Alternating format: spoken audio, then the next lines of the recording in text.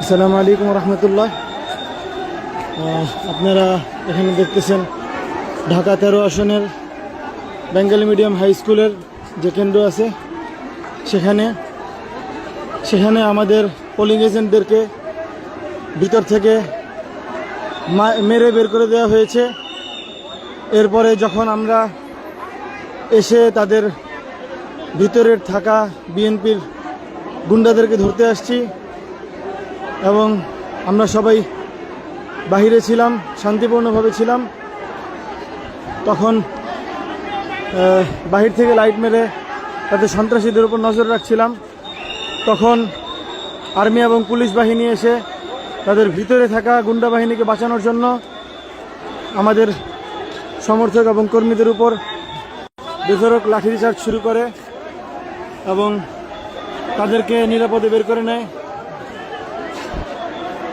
এখন আমরা শুধু এই কেন্দ্র না, আরও অনেকগুলো কেন্দ্রেতেই আমাদের এজেন্টদেরকে মেরে কিংবা আটকে রেখে ভোট চুরি করা হচ্ছে এবং ভোট গণনা অর্ধেক হওয়ার পরে বাকি অর্ধেককে আর প্রকাশ না করে তারা এটা লুকিয়ে ফেলছে।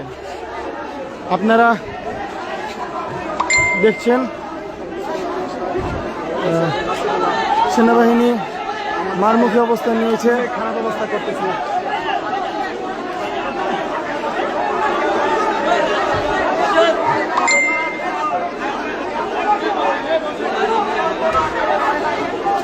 আমরা আমাদের নেতাকর্মীদেরকে এবং সমর্থকদেরকে শান্ত করার চেষ্টা করছি।